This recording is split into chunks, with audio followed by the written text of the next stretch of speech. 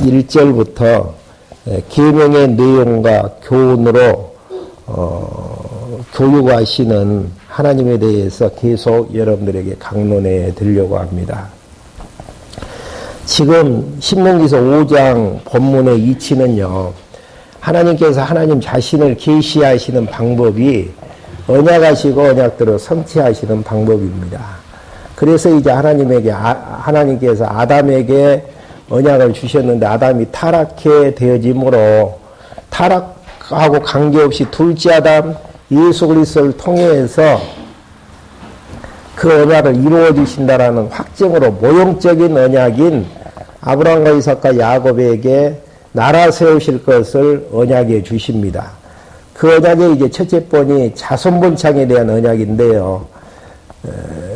창세기 36장부터 민수기서 30장까지를 통해서 자손 언약에 대한 번성을 해 주심으로 아브라함과의 언약을 세워 주셨고요.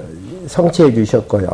두 번째 언약인 가나안 땅을 이제 정복해 하시는 하나님의 섭리의 내용들이 민수기서 31장부터 나와지는데요. 가나안 요단강 서편 땅인 가나안 땅을 정복하기 전에 가나안 동편 땅을 빼앗아서 하나님께서 가나안 땅도 주신다라는 약속을 이제 보여주시는 이런 이제 장면들이 나와지면서 서편 땅을 이제 정복하기 전 하나님께서는 가나안 땅 들어가서 여호와 하나님을 잊어버리지 않고 경외해야 되는데 여호와 하나님을 잊어버리면 경외할 수가 없잖아요. 그래서 여호와 하나님을 잊어버리지 않게 하시기 위한 재교육 내용이 신명기서의 내용입니다. 재교육을 어떻게 하시냐면은 과거, 현재, 미래를 통해서 이제 해 나가시는데요. 먼저 이제 과거에 대한 회고를 통해서 너희들 타락하고 여호와 하나님을 배반했지만은 광야길 걸어서 요단강 동편까지 하나님께서 인도해 주셨지 않느냐. 그 하나님께서 반드시 요단강 건너서 가나안 땅 정복해 주신다. 그러한 이제 계시의 내용들을 역사 회고를 통해서 말씀해 주신 다음 시내산 언약을 이제 조목조목 간결하게 이제 풀어서 가나안 땅 들어갔었을 때에 여호와 하나님을 잊어버리지 않도록 이제 언약해 주시는 내용이 시내산 언약에 대한 이제 재교육 부분이 5장부터 이제 나와지고 있습니다. 5장 내용은 이제 먼저 계시에 대한 내용, 그 계명에 대한 내용인데요. 보통 이제 이 십계명에 대한 부분들을 윤리적이고 도덕적인 이제 표준으로 이제 봐나가는 경향들이 있습니다. 근데 앞부분 내용 1장부터 4장까지 내용만 봐도 역사예고를 통해서 과거에 함께 하셨던 하나님이 어떠한 분이신가를 알게 해주셨거든요. 그러면은 시내산 언약인 첫 번째 내용인 계명에 대한 부분들도 인간 대 인간 사이에 지켜야 될 윤리적이고 도덕적인 규범이 아니고 하나님께서 주시는 종교 교율이거든요. 왜 이제 하나님께서 허락해 주셨는가? 가나안 땅에 들어가서 출애굽게 하셨고 가나안 땅을 정복해 하셨던 여호와 하나님을 잊어버리지 않고 경외케 하시려는 그런 이제 내용으로 이제 재교육을 시키시는 부분입니다. 그래서 이제 십계명 내용에서 이제 여러분들이 이제 초점을 맞춰야 될 부분들은 하나님께서 하나님 자신을 이제 계시하시는 부분으로 십계명이 의미가 이제 부여되어지는 것인지에 대한 내용들을 이제 초점을 맞춰서 이제 정리하다 보면은 윤리 도덕적인 생활의 규범이 아니고 하나님 자신이 어떠한 분이신가를 다시 한번 생각나게 하는 내용임을 이제 확인할 수 있습니다. 그래서 이제 여러분들이 이제 초점을 맞추셔야 될 부분은 십계명에 대한 의미 분석. 내용은 윤리적인 도덕적인 1계명부터 4계명까지야 하나님하고 관계되는 부분이지만은 5계명부터 십계명까지 내용에 보면 인간 대 인간 사이의 윤리로 이제 이야기할 수가 있지만은 1계명부터 10계명까지 모두가 다 하나님 자신을 계시해주는 내용으로 의미가 하나로 이제 엮어져 있다라는 거. 그래서 이제 그걸 어떻게 알 수 있냐면은요, 6절에 보시면은 10계명을 이야기하기 전에 나는 너를 이집트 땅 곧 종되어졌던 집에서 인도하여 낸 여호와 내 하나님이다. 그러면 이제 접속자가 안 붙어 있지만은 그러므로 너는 내 앞에 다른 신을 두지 말라. 이렇게 이제 연결을 한다면은 서문이 중요해요. 출애굽기 중간부에서도 10계명을 해석할 때 이 부분을 강조를 해드렸듯이 지금 10계명 1계명부터 다른 신을 두지 말라라고 이야기하는 전제가 나는 너를 이집트 땅 곧 종되어졌던 집에서 인도해낸 여호와 너의 하나님이시기 때문에 내 앞에 신을 두지 말고 우상 만들지 말고 여호와 이름을 망령되게 읽지 말고 도둑질하거나 살인하지 말고 남의 것을 탐내지 말라. 이런 내용으로 이제 정리를 할 수가 있습니다. 그래서 서문 부분이 매우 이제 중요하다는 거. 왜 이제 10계명, 1계명부터 10계명까지 내용들을 지금 하나님께서 계명을 다시 한번 재호 확인시켜 주시는가? 그 이유는 이집트 땅에서 인도해낸 출애굽게 하셨던 여호와 하나님이기 때문에 이렇게 하라는 거. 그래서 10계명 내용의 의미만 잘 정리를 하게 되면은 출애굽게 하셨던 여호와 하나님, 그리고 이제 더 나아가서 가나안 땅을 정복해 해서 가나안 땅을 무상으로 허락해 주셨던 여호와 하나님을 잊어버릴 수가 없는 부분들이죠. 그러지만은 10계명 내용을 잘 지키지 아니하면은 여호와 하나님을 잊어버리고 불경건의 이제 생활을 할 수밖에 없다라는. 그래서 이제 가장 10계명에서 중요한 부분은 나는 너를 이집트 땅 곧 종되어졌던 집에서 인도하여낸 여호와 너의 하나님이라는 문구, 서원의 문구가 이제 중요합니다. 그러면은 진짜 출애굽게 하셨던 여호와 하나님을 잊어버리지 않고 계시하시는 내용인가에 대한 부분 1계명부터 10계명까지 한번 의미 부여를 한번 할 수 있도록 하겠습니다. 먼저 7절 내용에서는 여호와의 첫 번째 언약은 다른 신을 두지 말라라는 거. 이스라엘 백성들이 애굽에서 살 때에는 애굽 사람들이 섬기는 여러 신들을 섬겼단 말입니다. 그 신들을 두지 말라라는 이야기는 여호와 하나님께서 출애굽게 하셔서 가나안 땅까지 인도하셨는데 애굽에서 섬기는 신이라든지 또 이방 신들을 자기들 앞에 두게 되어지면은 출애굽게 하셨던 여호와 하나님이 생각나겠습니까? 안 나겠습니까? 안 날 수밖에 없죠. 묻혀가지고. 예. 그래서 하나님께서는 지금까지 여호와 신 외에 다른 신들을 내 앞에 두지 말라. 왜? 6절에서 이야기한 것처럼 나는 너를 이집트 땅 곧 종살이한 집에서 인도해낸 여호와이기 때문이다. 여호와 하나님을 잊어버리기 때문이다. 라고 정의를 할 수가 있죠. 그러면서 이제 두 번째 계명인 언약이 우상을 만들지 말라라고 명하는 부분이 8절부터 10절까지 나와 있는데요. 너는 너를 위하여 새긴 우상과 이로 하늘에 있는 것이나 아래로 땅에 있는 것이나 땅 아래 물속에 있는 것을 어떤 형상도 만들지 말며 그것들에게 절하지 말고 그것들을 섬기지 말라. 나 여호와 내 하나님은 질투하시는 하나님이시니 나를 미워하는 자들에게는 아버지의 죄를 자손 3, 4대까지 벌하고 나를 사랑하며 내 계명을 지키는 자들에게는 수천 배까지 은혜를 베풀 것이다. 여기에서 이제 다른 신을 두지 말라라고 이야기하면서 이방의 모든 신들은 형상이 있어요. 나무로 만들었더니 돌로 만들었든지 또 이게 뭐 천체를 숭배를 한다든지 이런 이제 형상들이 있는데 출애굽게 하셔서 지금 가나안 땅까지 인도하셨던 여호와 하나님은 형상이 있습니까? 없습니까? 형상이 없죠. 형상 없는 여호와 하나님을 생각하기 위해서는 형상 있는 신의 우상을 만들어 버리면은 그 형상 때문에 보이지 않는 여호와 하나님을 경외할 수가 없잖아요. 생각나지 않는단 말입니다. 그러니까 생각의 세계라는 게 무엇을 보느냐에 따라서 이제 달라질 수밖에 없는데요. 지금 여기에서 이야기하는 부분은 이방신들 두지 말라.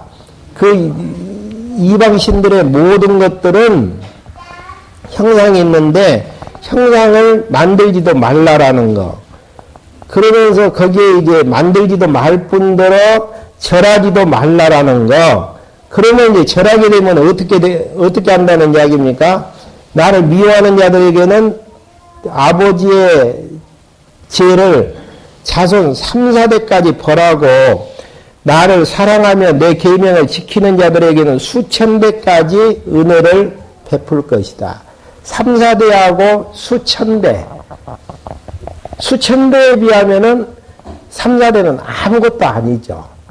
그러니까 이스라엘 백성들을 가나안 땅까지 인도하셔서 이스라엘 백성들을 이제 인도하시는 하나님께서는 이스라엘 백성들을 선택해 주셨다라는 이야기예요.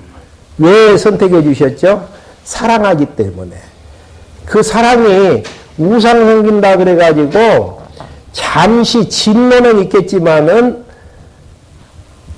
하나님께서 베푸신 은혜는 영원한 은혜다는 사실. 그러니까 벌 주시는 것은 잠깐이시, 3, 4대 잠깐이지만은 베푸시는 은혜는 영원한 은혜임을 여기에서 이제 다시 한번 확인해 주시는 부분입니다. 그러면서 이제 11절부터 세 번째 언약은 이름을 망령되 일컫지 마라. 여기서 이름은 누구죠? 여호와라는 이름. 망령되이라는 의미 자체는 헛되이라는 의미를 이제 가지고 있습니다. 그러니까 여호와 이름을 헛되이 부른다라는 이야기는 예를 들어서 하나님 여호와여 해놓고는 그냥 입술로는 부르는데 생각은 없어요. 이제 하나님인 여호와여 그렇게 이제 고백을 했으면은 과거에 종되어졌던 400년의 종살이가 생각이 나져야 되고 출애굽게 하셨던 여호와 하나님께서 생각이 나져야 되잖아요. 근데 아무 감각도 없이 생각은 다른 생각하면서 하나님 여호와여 그게 이제 망령되이 일컫는다라는 이야기죠. 망령되이 여호와라고 고백을 해봤자 출애굽게 하셨던 여호와 하나님 생각난 상태입니까? 생각나지 않는 상태입니까? 전혀 생각나지 않는 상태죠. 그러니까 1계명이나 2계명이나 3계명이나 다 연결되어지는 부분들이죠. 그러니까 하나님이 여호와시다. 그 한마디만 생각의 세계에서 정리만 되어진다고 할 것 같으면은 걱정 근심이 있겠습니까? 없겠습니까? 걱정 근심 없죠. 과거의 언약대로 하나님께서 인도해 주셨고 현재 생활 내 기준에서는 어떻게 판단할지는 모르겠지만은 하나님의 언약대로 지금 인도하고 계시고 또 미래도 어떻게 하실 겁니까? 언약대로 하나님께서 인도하실 거기 때문에 마음에 여호와로 고백이 되어지면 평안할 수밖에 없잖아요. 근데 아무 생각 없이 하나님 여호와여 그렇게 호칭만 불렀을 때에는 우리의 생각의 세계하고는 전혀 관계없이 내 마음대로 이제 살아나갈 수밖에 없는. 그래서 여호와의 이름을 망령되이 일컫지 말라. 헛되이 함부로 부르지 말라. 11절 한번 봐보죠. 내 하나님, 내 여호와, 내 하나님의 이름을 함부로 부르지 마라. 여호와께서는 그의 이름을 함부로 부르는 자를 죄없다 하지 않을 것이다. 그러니까 헛되이 아무 생각 없이 여호와의 이름을 부른다라는 거, 그게 죄라는 이야기예요. 죄라는 이야기는 무슨 이야기예요? 악하다는 이야기고 하나님이 싫어하시는 이야기예요. 그럼 하나님이 좋아하시는 건 뭡니까? 하나님이 여호와이심을 생각하면서 부르라는 거. 의미부여를 하라는 이야기죠. 네. 그래야만이 가나안 땅 들어가서 여호와 하나님이 출애굽게 하셨던 여호와 하나님이 생각나서 여호와 하나님 경외할 수 있잖아요.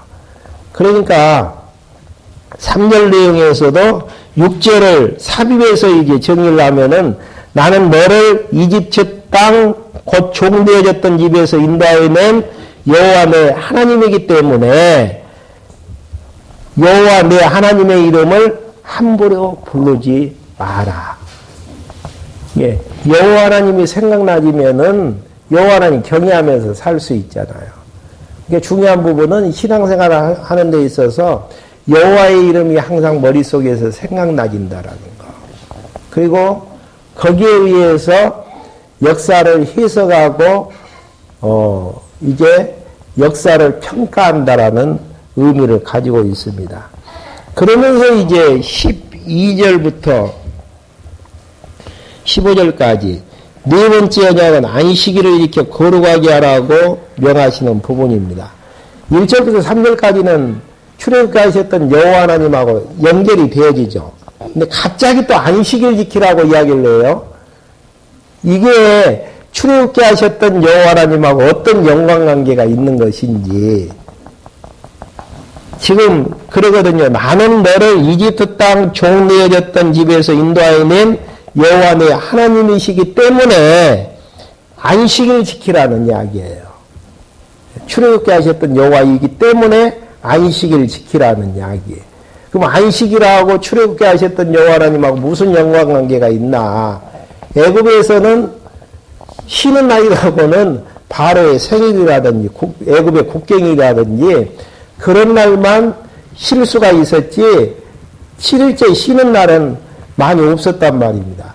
근데 이제 출애굽게 되어지는 상태에서 일주일에 한 번씩은 안식일을 꼭 쉬어야 돼요. 출애굽기에서 배우셨듯이 만약에 쉬지 않으면 어떻게 하라고 나와 있죠? 죽이라고 이야기를 하고 있잖아요. 그만큼 무섭단 말이고요. 그럼 안식일을 하루 쉬는 게 뭐 그렇게 중요한 건가? 쉬는 그 자체가 중요한 게 아니고 쉬는 것을 통해서 애굽에 400년 동안 종살이 했던 그때를 기억나게 만들고 또 출애굽게 하셔서 가나안 땅 들어와서 일주일에 한 번 쉬는 그날을 통해서 출애굽게 하셔서 가나안 땅까지 인도하셨던 여호와 하나님을 다시 한번 생각나게 하시는 하나님의 섭리. 이게 이제 구약에서는 하루 쉬는 날을 통해서 평안함을 얻고 출애굽게 하셨던 여호와 하나님을 생각나게 하지만은 우리는 안식을 안 지키잖아요. 그럼 어떻게 여호와 하나님을 생각하나요? 말씀을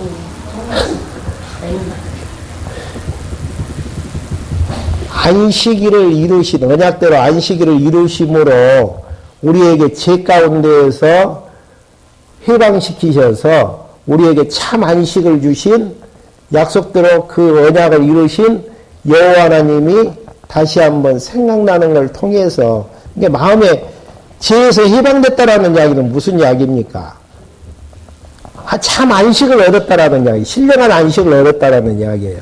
이게 마음의 평안을 통해서 하나님께서 약속대로 예수 그리스도 보내주셔서 십자가에 죽게 하고 우리를 예수님을 부활케 하심으로 우리에게 참 안식을 주셨다. 약속대로 이루신 여호와 하나님이 생각나게 되어지는. 근데 이제 우리는 단순하게 생각하면 나는 여호와 하나님을 믿음으로 평안함을 얻어서 사는데 너는 왜 평안함을 얻지 못하느냐. 이게 문제예요. 예. 여호와 하나님이 생각나지면은 그냥 평강을 누리면서 살게 되어지다 보면은 그게 행복한 상태라니까요. 이게 어떤 분이 여호와 하나님을 잘 경외하면서 살아나가는가? 그냥 행복하게 평강 누리면서 살아나가는 분들. 예. 그리고 그렇게 살지 못하는 분들 보면은 애처롭게 생각을 하고 왜 저 사람은 저렇게 하지를 못했을까? 아, 여호와 하나님께서 생각나지 않구나. 이렇게 이제 그러니까 그것도 내 의지에 의해서 되어질 부분들이 아니고 하나님께서 주시는 은혜예요. 이게 은혜 아닌 게 하나도 없는 부분들이죠. 그래서 이게 안식일에 대한 부분들이 끝나졌고요. 그 다음에 이제 15절 나오네요. 너는 이집트 땅에서 종되었으나 나 여호와 내 하나님께서 강한 손과 편 팔로 너를 그곳으로 인도하여 내셨음을 기억하여라. 여기 나오네요, 지금. 그러므로 여호와 내 하나님께서 너에게 안식일을 지키라고 명령하신다. 지금까지 설명했던 내용들이 지금 뒷받침되어지는 근거가 출애굽게 하셨던 여호와 하나님을 다시 한번 기억하라는 거. 예. 기억하는 방법이 뭡니까? 일주일에 한번 6일 동안에 열심히 일하시고 하루 쉬는 안식을 통해서 신약을 사는 우리는 그리스도를 통해서 주시는 평강을 누릴 때마다 하나님의 여호와이심이 생각나야 된다는 이야기죠. 그러면서 이제 문제의 16절 다섯 번째 언약은 부모를 공경하라고 명하시는 부분입니다. 여기에서 이제 16절 한번 봐보시죠. 너는 여호와 내 하나님께서 명령하시는 대로 내 부모를 공경하여라. 그러면 여호와 내 하나님께서 내게 주신 땅에서 내 생명이 길 것이며 내가 잘 될 것이다. 여기서 그러면 이 부분이 네만이라는 히브리어 오는데요. 여기에서는 조건문으로 지금 번역이 되어 있거든요. 근데 다른 의미가 있어요. 뭐뭐 하기 위하여. 그러니까 뭐뭐 하기 위하여로 의미 부여를 한다면은 여호와 내 하나님께서 내게 주신 땅에서 내 생명이 길며 잘되게 될 것을 위하여 내 부모를 공경하라. 그러니까 무슨 의미냐면은요. 지금 부모 공경하고 공경 안 하고의 문제에 의해서 가나안 땅 들어가고 안 들어가고의 문제가 생겨지는 게 아니고 가나안 땅에 들어가서 내 생명이 길게 되어질 것이기 때문에 길게 되어지기를 위하여 어떻게 하라는 이야기입니까? 내 부모를 공경하라는 거. 이게 가나안 땅 들어가는 조건문이 아니에요. 들어가서 오래 사느냐, 오래 살지 못하느냐에 대한 부분들이 정의되는 부분인데, 왜 부모 공경하고 그게 이제 밀접한 관계를 가지고 있는가. 이스라엘 백성들의 이제 선생님은 우리 같은 경우는 부모가 1차적인 선생님이 아니잖아요. 근데 이스라엘 백성들은 1차적인 선생님이 부모예요. 부모를 공경한다는 이야기는 출애굽게 하셨고 가나안 땅까지 인도하셨던 여호와 하나님의 교육을 잘 받는다라는 이야기죠. 받는다라는 이야기는 무슨 이야기냐면은 받으면은 여호와 하나님이 생각나게 되어지고 여호와 하나님을 경외하게 되어지는 부분들이고, 근데 교육이 단절돼 버리고 여호와 하나님에 대해 그 부모에 대한 공경이 식어져 버리면은 여호와 하나님 잊어버리고 망나니처럼 사니까 가나안 땅에서 쫓겨나가지고 다시 이제 한 바퀴 돌고 오게 되어지면은 그 교육의 효과를 통해서 여호와 하나님이 다시 한번 생각나게 되어지는. 그러니까 시내산 언약이라는 게 가나안 땅 들어가고 안 들어가고에 대한 조건부가 아니에요. 가나안 땅은 1장부터 신명기서 4장까지 이야기했듯이 이스라엘 백성이 배반하고 부패하고 타락했어도 요단강 동편 땅까지는 차지하게 해주셨다는 이야기예요. 왜 그럽니까? 아브라함과 이삭과 야곱에게 세우셨던 언약에 근거하기 때문에. 그 언약은 조건부가 없어요. 그러지만은 가나안 땅에 이제 들어가서 3대 언약이 성취가 되어진 상태에서 조건부는 이제 그 시내산 언약이 이제 성취가 되어지는데요. 부모를 잘 공경해서 여호와 하나님 생각나게 되어지고 경외케 되어지면은 어떻게 되어집니까? 가나안 땅에서 계속 살게 되어지고요. 약속대로. 그러지 못하면은 부모 공경하지 않고 여호와 하나님 경외하지 아니하면은 가나안 땅에서 쫓겨나서 이방 땅에서 살게 되어지는, 어느 쪽이 더 낫습니까? 우리 생각에서는 가나안 땅에서 여호와 하나님 경외하면서 살면 좋겠지만은 하나님이 교육시키시는 방법은 똑같아요. 가나안 땅 떠나서 여호와 하나님 경외하기를 배우는 거나 가나안 땅에서 살면서 여호와 하나님 경외하기를 배우는 거나 목표는 똑같다는 이야기예요. 이런 부분들이 다 시내산 언약대로 지금 진행이 되어진다라는 게 하나님이 여호와 되심을 알게 하시는 하나님의 섭리의 이제 내용들이죠. 그러면 이제 살인하지 말라. 유교에서 말하는 살인하지 말라라는 이야기하고 지금 모세 오경에서 이야기하는 살인하지 말라라는 이야기하고 같은 이야기입니까? 틀린 이야기입니까? 내용상으로는 같아요. 그러지만 의미상으로는 여호와 하나님께서 출애굽게 하셨기 때문에 살인하지 말라라는 의미거든요. 전제가. 유교에서 이야기하는 것은 남에게 해를 끼치니까 살인하지 말라라는 의미고요. 사람 기준에서 이제 이야기를 하느냐, 출애굽게 하셨던 여호와 하나님 기준에서 이야기하느냐에 출발점부터가 이제 다르게 되어지는데요.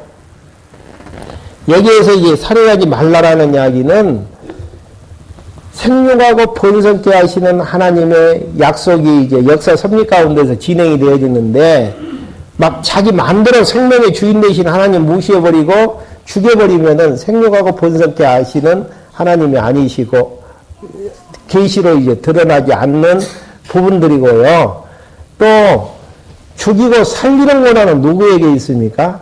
하나님에게 있단 말입니다. 그래서 애굽의 장자들은 출애굽게 하기 전날 밤에 다 죽여버렸고, 애굽 군병들도 홍해에서 다 죽였지만은 이스라엘의 장자들과 이스라엘 민족들은 다 살려주시는 하나님.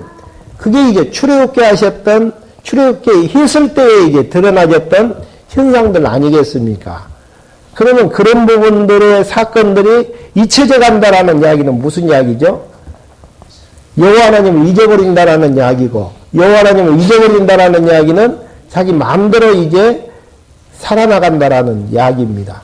이게 살인하지 말라라는 유교에서 도덕적이고 윤리적인 관점에서 부분들은 인간 대 인간의 관계점에서 이야기하는 출발점이고요.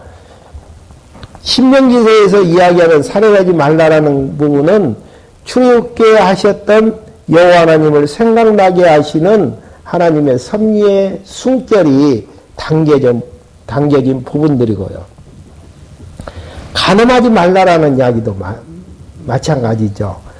만약에 부부간의 관계를 통해서 생육하고 번성케 되어지는데 간음죄가 이제 간음이 난무하게 되어지면은 가정은 파탄이 될 수밖에 없고, 그러다 보면 생육하고 번성하는데 장애를 가져올 수밖에 없는 이런 이제 부분에서 생육하고 번성케 하시는 하나님께서 생육하고 번성케 한 이스라엘 백성을 출애굽게 하셨지 않습니까?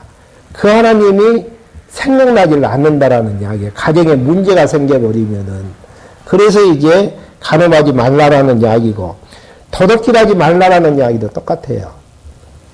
보통 일반적으로 도덕질 않는 이유는 왜 그러는 거죠?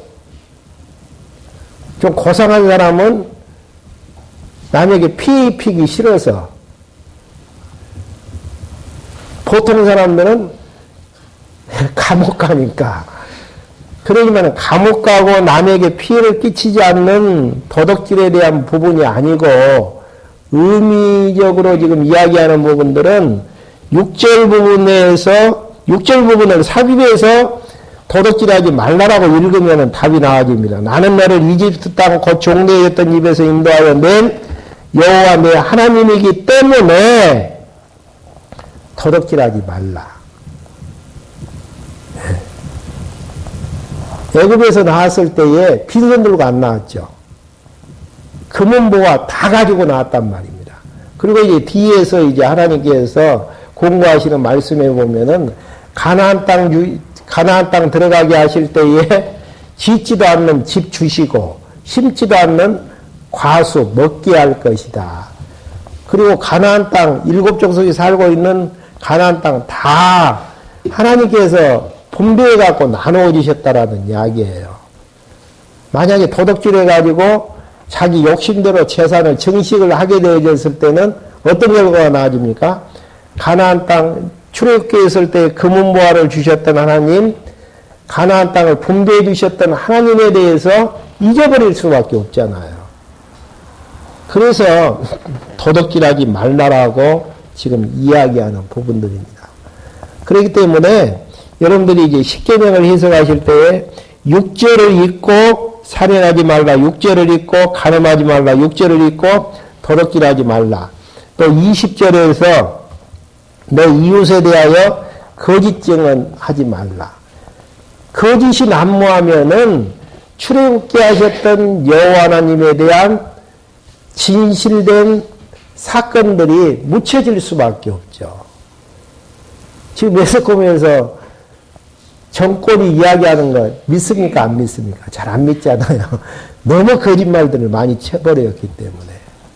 예, 의심할 수밖에 없고. 정치인들이 이야기하면 믿습니까? 안 믿습니까? 안 믿죠. 너무 불신이 팽배했기 때문에. 마찬가지로 이스라엘 백성들 사이에서도 불신이 팽배하게 되어지면은 출애굽게 하셨던 여호와 하나님이 진짜 가나안 땅을 허락하셨던 하나님으로 역사의 진실성이 파묻히게 되어지는. 그러니까 6절에 대한 5장 6절에 대한 서론이 너무너무 이제 중요한 부분들이죠. 그리고 너는 내 이웃의 아내를 탐내지 말라. 내 이웃의 집이나 밭이나 그의 남종이나 여종이나 그의 소나 낙이나 내 이웃에게 속한 어떠한 것도 탐내지 마라.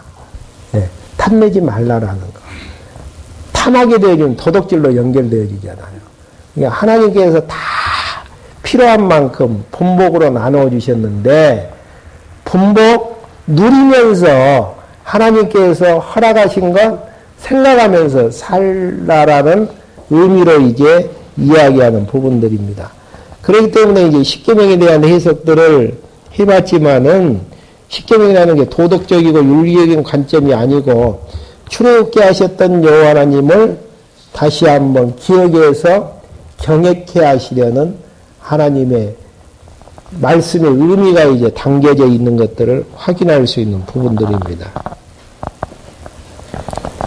그러면서 이제 22절부터 27절까지 모세가 언약을 받을 때의 상황과 모습을 자세히 설명하게 되어집니다. 여호와께서 이 모든 말씀을 구름이 덮인 캄캄한 산 위에 불 가운데에서 큰 소리로 너희 온 총회에 선포하시고 더 보태지도 않고 그것을 두 돌판에 새겨서 나에게 주셨다.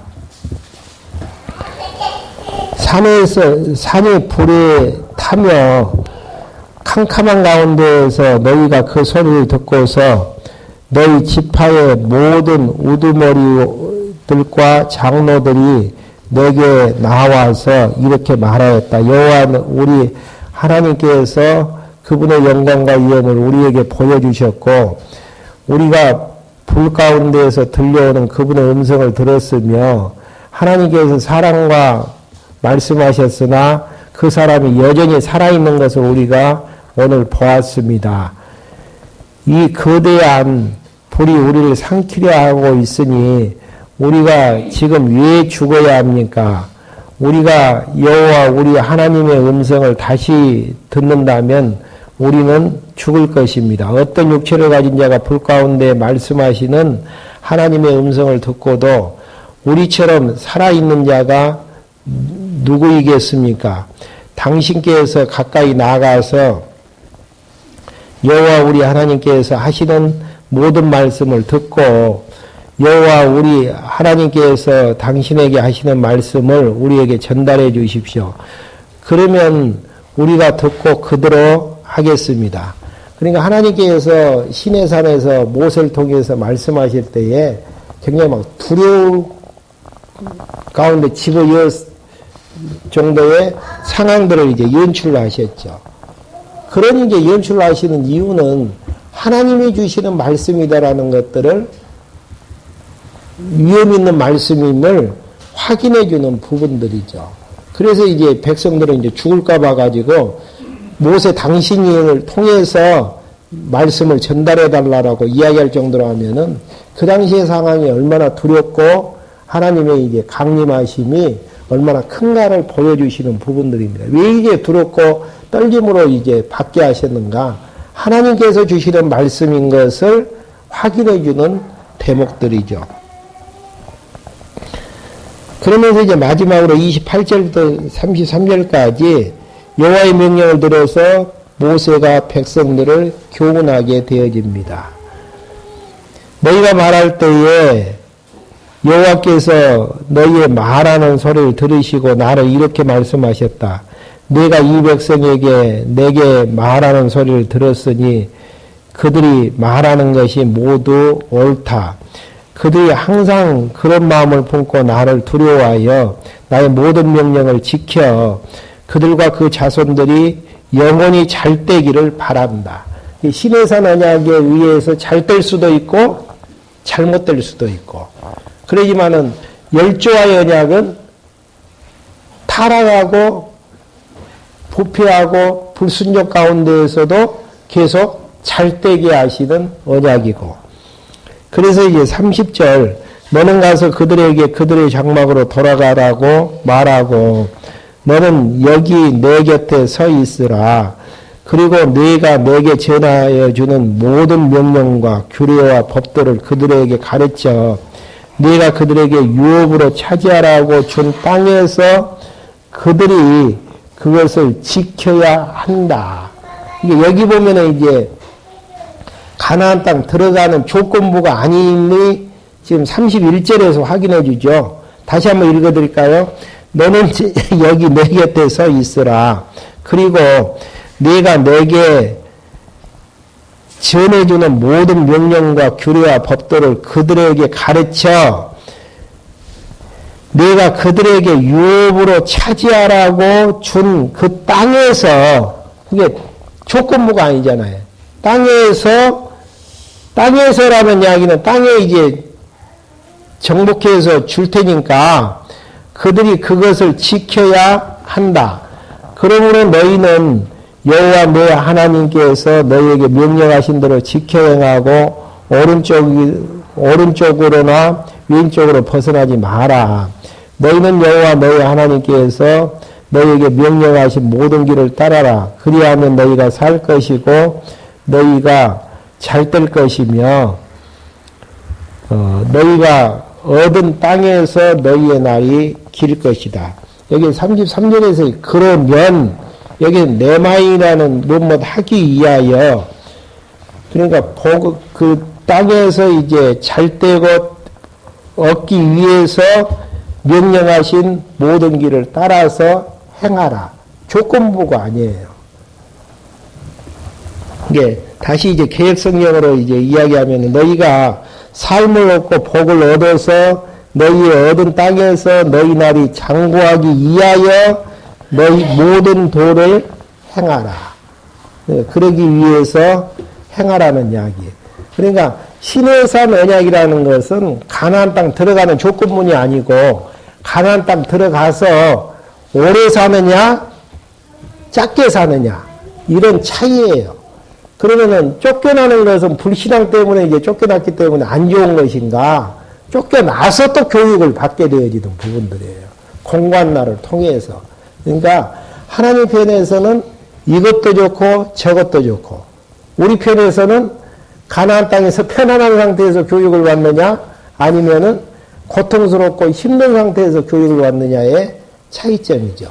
신해산 언약이라는 게 결국은 행위를 조건으로 하는 부분들이지만은 그 의미는 출애굽게 하셨던 여호와 하나님, 가나안 땅을 정복케 하셨던 여호와 하나님을 다시 한번 기억나게 하시는. 왜 기억나게 하시죠? 경외케 하시려고. 그러니까 언약대로 성취하시는 부분은 여호와 하나님을 계시해서 우리에게는 경외케 하시려는데 목적을 가지고 있다라는 사실입니다. 다음 시간에 6장부터 이제 율법을 주신 목적에 대해서 말씀해 드리기로 하고 말씀 마치겠습니다. 기도하시겠습니다.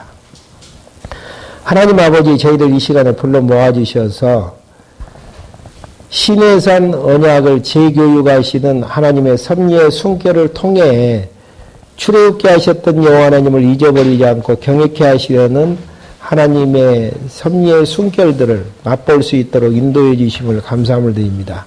할만하시거든 하나님이 생각나게 해주셔서 그랬던 길 걷지 않게 해주시고 여호와 하나님만을 경외하면서 살아나가는 저희들로 인도해 주시옵소서. 예수 그리스도의 이름으로 기도했습니다.